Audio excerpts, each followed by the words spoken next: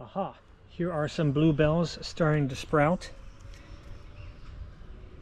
They have that dark purplish color to them, and don't think we can even see any flower buds. It's going to be a while before they show their curious flowers. Flower buds are pink and then they turn blue as they flower, and some of them, some mutants, are white even, or they stay pink. And we have another native wildflower, a member of the poppy family. This is bloodroot,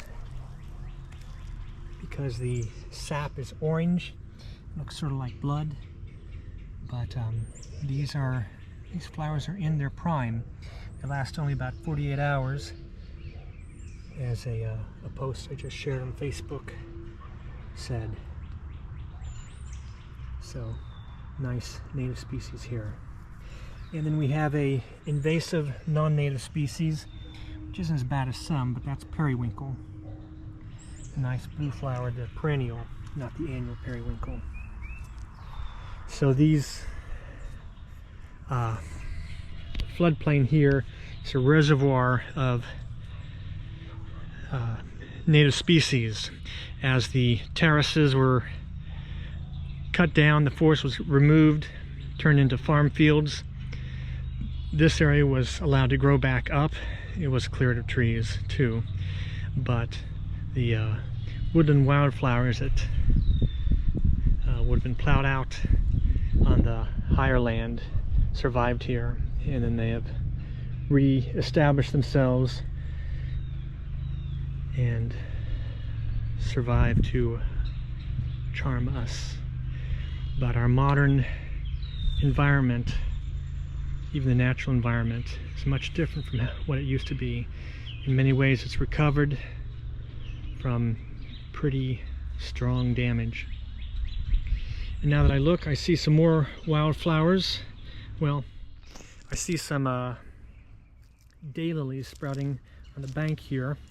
That is another invasive non-native. At least it mainly stays in colonies. And I think I see some wild ginger, a native wildflower, which I'll not walk out to. Might see some more farther ahead. So continuing on the Bluebell Trail along the North Fork of Paint Creek at Maple Grove. These look like a couple pawpaw leaves that have somehow survived here through the winter. There's several pawpaw leaves, which points out that there are pawpaw trees here. A little hard to focus on them with the backlighting of the sky, but these little things here, these are all seedlings from the same rootstock. Here's another pawpaw tree. That might be big enough to bear fruit, and if you want the fruit, you've got to get to it before the raccoons do. Then we have sycamore up above. Pawpaw is an understory tree. It's happy to grow in the shade, and this pawpaw still has its seed pods from last season.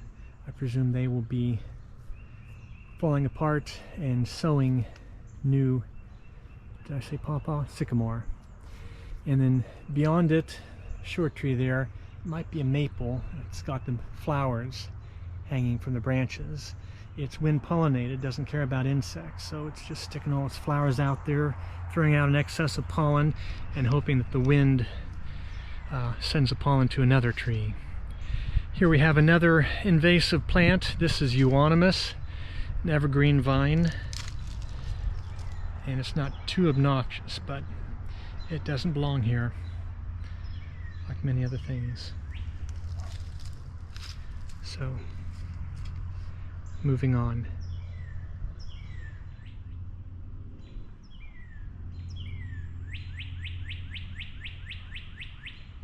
The state bird is seeking a mate or defending his territory.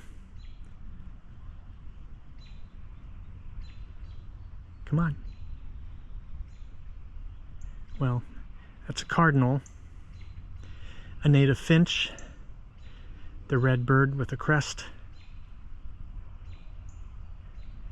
Well, he must have heard me. So we continue along the Bluebell Trail, and there's clear evidence of flooding washing through here. Some erosion, deposition. Typical, this is floodplain, chaotic place, especially early spring. And this is all regrowth forest, maybe in the last 40-50 years. So part of the story of the land. And moving on. Looking back, we see more evidence of this being part of the floodplain. Little channels and swales and depositions and scourings here. It's typical. Looks like there's a flood levee in the woods that a farmer would have built maybe 100 years ago. But this is typical, again, of the floodplain, and you can see the hydrodynamics here, such as in the path where the footprints are smoothed over, but wherever the water gets a little more shallow, it drops its load, and it's changed every season. Streams do most of their work changing things around when they're in flood. That's when they have the greatest power to cut, scour, and then to deposit. When for some reason they lose their velocity, the water loses its velocity, drops its load, builds up new landform, tiny or large. And moving on. Looking back, here we have a very obnoxious, invasive alien. This is garlic mustard. The roundish, sort of scalloped leaves here. Nasty stuff, and there are programs to eradicate it with the Park Service locally and the Arc of Appalachia, and it deserves it. It's just one of those weeds that has an advantage over the native species, makes a mess of things. Fortunately, there's not very many around here, and those are the only ones I see. But half the time, when I see a small clump, it's just the start of a big clump. Continuing onward.